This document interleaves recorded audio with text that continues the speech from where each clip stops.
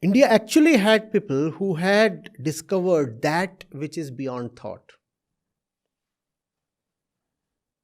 And because they had discovered that, the discovery showed in their life, in their eyes, in their face, in their actions, and people grew fond of them. India has loved its sages.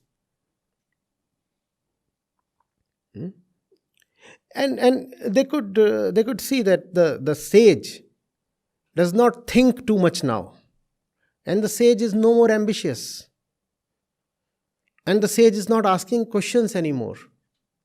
And when you respect and love someone so much, when you admire him so much, without even knowing, you begin to emulate him.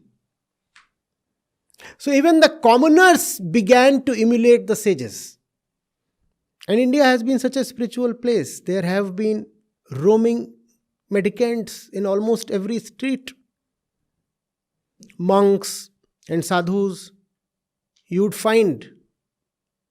Every village has a few of them. And the commoners would look at them and say, this man has certainly achieved something extraordinary. His being is the proof of that achievement. His love is the proof of that achievement. His selflessness, his fearlessness is the proof of that achievement. So India began emulating those people, and that happens.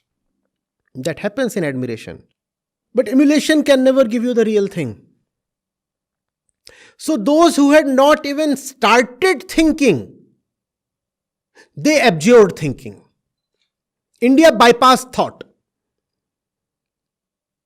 India said, what is the point in living by the mind? The mind cannot give you much.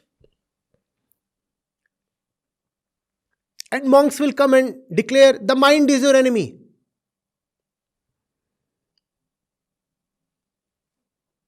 Thoughts are its weapons. Do not go by the mind. The mind has to be silenced. The mind has to be, in fact, killed. You would have read all these things in typical spiritual literature, right? So India just dropped the mind. And by dropping the mind, Indians became not sages but savages. Because it is savages that don't use the mind. These are three levels of consciousness: the savage, the beast, then the simpleton, the commoner, and then the sage, the liberated one. There is something common between the final level and the initial level. In both the levels, there is no mind. The savage does not use his mind, and the sage has gone beyond the mind. Are you getting it?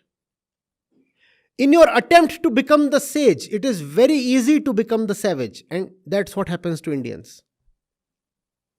We drop the mind even without using the mind to its full potential, even without reaching the limits of mind. We didn't follow the process of the sages. We just emulated their results. What was the process of the sages? They used their mind to the fullest extent. And then they reached the boundary of the mind. They went through the entire journey. It was an arduous, painstaking journey. They paid every bit of the price. The commoners thought they can have it easily and cheaply. So they said, fine, if the final thing is that the mind is to be dropped, we will drop the mind. We will stop using the mind. So India stopped thinking. India stopped thinking. India started scoffing at logic. India made the intellect a dirty word. What is better? Emotions are better. Blind belief is better. Superstitions are better. Thought is not good. Logic is not good. Rationality is not good. Because these are things of the mind. Rather, I'll go by my gut feeling. Now, the one who goes by his gut feeling is a savage. Now you see where all these centuries of slavery came from.